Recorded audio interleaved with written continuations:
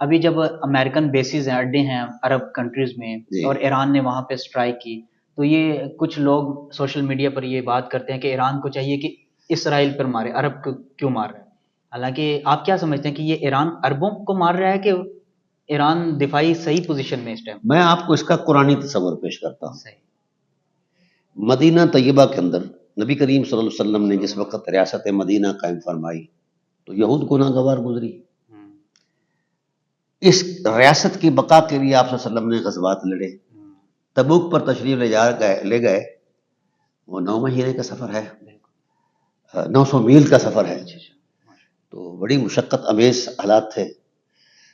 تو منافقین نے یہود سے مل کر یہ طے کیا کہ ہم یہاں مسجد بناتے ہیں اور اس مسجد کا مس یوز کریں گے اسلام کے خلاف، مسجد ضرار، جسے مسجد ضرار کہتے ہیں۔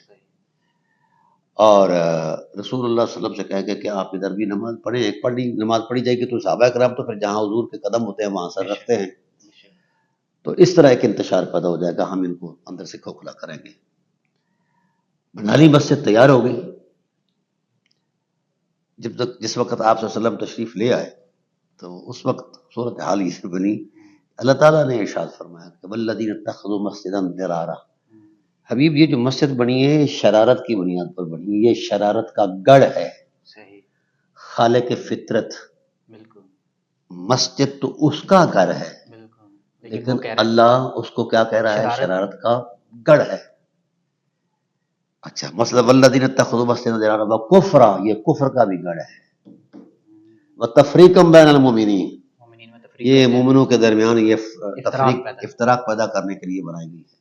وارصادا لمن حارب اللہ ورسولہ، یہ مورچہ ہے ہر اس شخص کے لیے جو اللہ اس کے رسول کے دین سے بغاوت کرتا ہے یا اللہ اس کے رسول سے جنگ کرتا ہے، سید عالم صلی اللہ علیہ وسلم کے مد مقابل آتا ہے۔ تو 4 شخصیتیں تو اللہ نے مسجد کی بیان فرما دی۔ مسجد سے مقدس کوئی بڑا مقام ہے؟ اس وقت تو اسلام کو مسجدوں کی ویسے بھی اشد ضرورت تھی، لیکن اس مسجد کے متعلق فرمایا گیا کہ اس کو جلا دیا جائے۔ مسجد جلائی گئی، کیوں جلائی گئی؟ کہ وہ اسلام کے خلاف شرارتی 4 جہت پر کام کر رہی تھی، شرارت گاہ بھی تھی، کفر کا گڑھ بھی تھا، تفریقا بین المؤمنین بھی تھی، اور مورچہ بھی تھا۔ تو جہاں اسلام کے خلاف کاروائیاں ہوں، مسجد تو کیا اس سے بھی کوئی مقدس جگہ ہے تو اس کو بھی اڑا دینا چاہیے، تعمیر بعد میں ہوتی رہے گی۔ اصل اقدار کی جنگ ہے، سمجھا گی نا؟ رہا یہ کہ عربوں نے، مجھے یہ بتایا جائے کہ جتنی بھی گالف ریاستیں ہیں، ان عرب ریاستوں کے اندر کوئی مسلمان ملک ایسا نہیں ہے جو ان کا دفاع کرے۔ ان کو کس نے کہا کہ تم یہود و نصارہ کو آ کر یہاں بٹھا دو، وہ مسلمانوں کا دفاع وہ مسلمانوں کا دفاع کریں جو ازلی دشمن ہے اسلام کے۔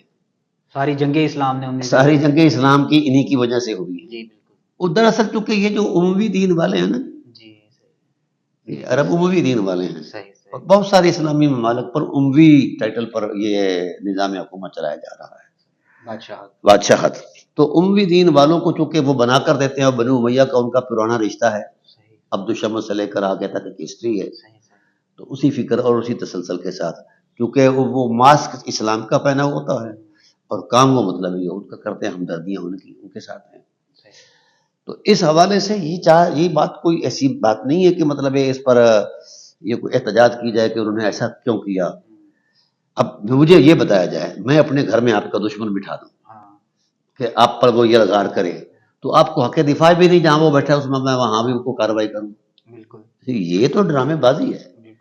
پاکستان کے یہ جو شودے قسم کے ناسبی قسم کے ملا ہے ادھر ادھر، وہ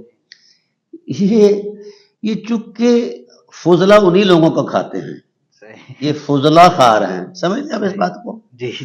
تو انہوں نے حق تو ادا کرنا تھا، ٹھیک ہے نا جی۔